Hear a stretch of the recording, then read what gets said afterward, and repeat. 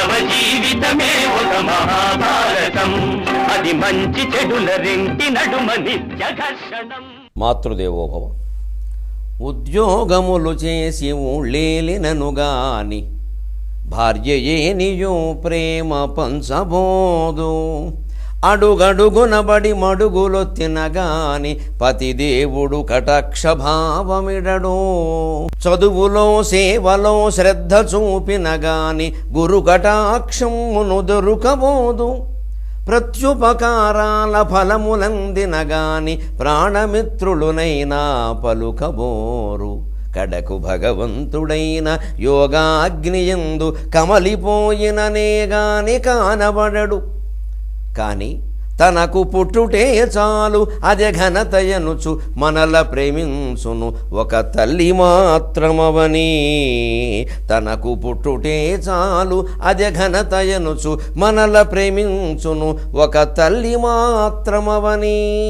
మాటలు కోటలు దాటవచ్చు కానీ చేతలు గడపలు దాటడం కూడా కష్టమనే సత్యాన్ని మనకు అవగాహన కావిస్తూ ఉన్న మహాభారత కథాశ్రవణం కోసం ఎదురు చూస్తూ ఉన్న భక్తి టీవీ ప్రేక్షక మహాశయులందరికీ కవి బ్రహ్మ ఉభయ కవి మిత్రుడు తిక్కిన సోమయాజ రచించిన ఆంధ్ర మహాభారతం ద్రోణ పర్వానికి సాగుతున్న సామాజిక వ్యాఖ్యలో 1167వ భాగానికి స్వాగతం పలుకుతున్నాం. మానవ జీవితమే ఒక మహాభారతం, అది మంచి చెడుల రెంటి నడుమ నిత్య ఘర్షణం. పరమాత్మ ప్రతిజ్ఞ చేస్తున్నాడు. ఇప్పుడు వినుడీనాదు ప్రతిజ్ఞ అని అర్జునుడు అనడం కాదు, భక్తుడు తరఫున భగవంతుడు ప్రతిజ్ఞ చేస్తున్నాడు. దారుకా విను సైంధవుడొక్కడేల అని చావగపోవగనుండనేర్తురు అని చావకపోవగనేర్తురెట్టు గర్వాంధుడు కౌరవేశ్వరుడును ఆతని తమ్ములును ఎల్ల మిత్రులున్ బంధులు తోడు వచ్చిన నృపాలురు చావకపోవగనేర్తురెట్లు. పాండవ కీర్తి సర్వదిక్సింధురదంతకండముల చందగజేయుటకు ఏను పూనగన్.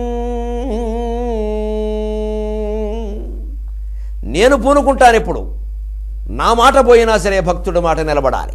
ఏం ఆశ్చర్యకరమైన భావం. భక్తుడెందు జనిన పరతెంతు వెను వెంట గోవు వెంట దగులు కోడె భంగి. భక్తుడు ఆవయ్య, నేను దూడని. నిత్యము స్మరిస్తూ ఉంటే నన్ను ఆయన ఆశ్రయించక్కల, నేనే ఆయన్ని ఆశ్రయిస్తా. ఎంత అవకాశం ఇచ్చాడండి మనకి. మనం కొండల చుట్టూ గుట్టల చుట్టూ తిరుగుతున్నాం ఆయన కోసం. నీ గుండె చుట్టూ నేను తిరుగుతున్నాను రా అని ఆయన అంటే, వద్దయ్యా నువ్వు ఆ కొండ మీదే ఉండి నేను చుట్టూ తిరుగుతా.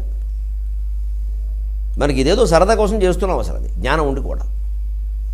నీ గుండెల్లోనే ఉన్నా, నీ గుండె చుట్టూ నేను తిరుగుతాను మొర్రో అని ఆయన చెబుతూ ఉంటే, లేదు నీ కొండ చుట్టూ నేను తిరుగుతా, దీనికో పెద్ద గొడవ పెడతా.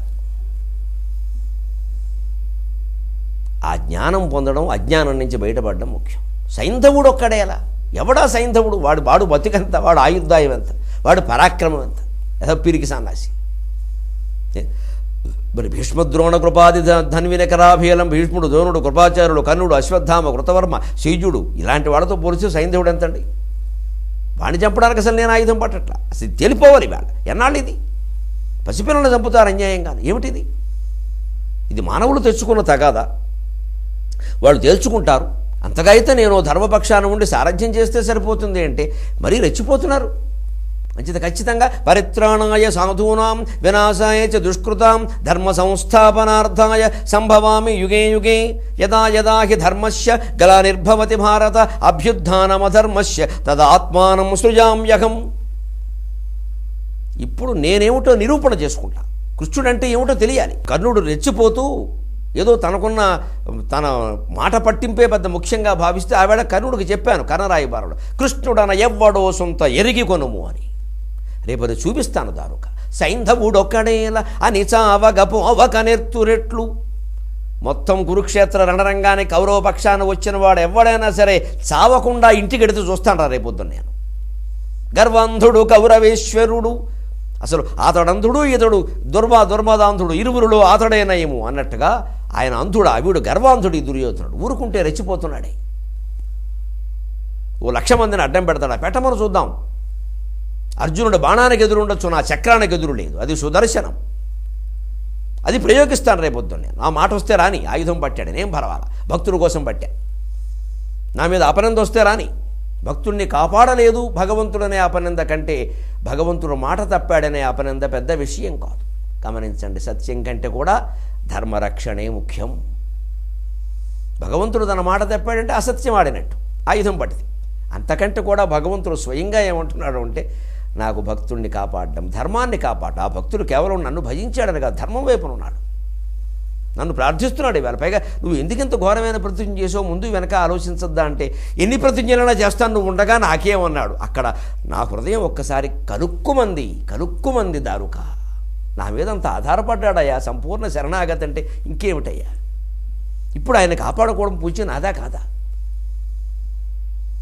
అందుకని గర్వాంధుడైన కౌరవేశ్వరుడు, అతని తమ్ములు, ఎల్ల మిత్రులు, బంధువులు, తోడు వచ్చిన రూపాలు అందరూ చావక పోవక నెర్తురెట్లు. చావకుండా ఇంటికి ఎడతారే, చూస్తాడు రేపు సాయంత్రం. ఈ ప్రతిజ్ఞ అర్జునునిది కాదు, ఇది నాది. ఒక్కోసారి భారాన్ని భుజానికి ఎత్తుకునే పెద్ద మనిషి ఏమంటాడంటే, అవతల వాళ్ళ దగ్గరికి వెళ్ళి, ఏమండి మీకు ఆయన కాదండి బాకీ ఇవ్వాల్సింది నేనంటాడు. ఇక వాడు మాట్లాడు, అవి మీరండి, సరే మంచిది, ఆయన కాదండి ఇవ్వాల్సింది నేను ఇస్తాను, వదిలేయండి అంటాడు. అది అన్నమాట. ఆయన కాదు సైంధవుడిని చంపేది నేను, సైంధవుడిని మొత్తం వేసి పారేస్తాను. 13వ రోజు 14వ రోజు తేలిపోవాలి మొత్తం. అప్పుడు పాండవ కీర్తి సర్వదిక్సింధురదంత కండముల చెందగ చేయుటకు ఏను పూనగన్. కొత్త రకమైన అభివ్యక్తిది. సాహితీ ప్రియులు పరమానందపడతారు. పాండవ కీర్తి, అప్పుడు పాండవుల యొక్క కీర్తి తెలుపు రంగులో ప్రపంచమంతా వ్యాపించి, సర్వదిక్కులకు వ్యాపించి, సర్వదిక్ సింధుర దంత కాండముల చెందగ చేయుట. సర్వదిక్కుల్లో ఉండేటువంటి ఐరావతము, కుముదము, అంజనము మొదలైన పుష్పదంతము సుప్రతీకము మొదలైన ఏనుగుల దంతాలకి తెల్ల రంగు వేస్తుందయ్యా అన్నాడు. కీర్తి దిక్కులుగా వ్యాపించి దిగ్గజాల దంతాలకి తెల్ల రంగు వేయడం అనేది కొత్త రకమైన అభివ్యక్తి. మానవ జీవితమే ఒక మహాభారతం, అది మంచి చెడుల రెంటి నడుమ నిత్య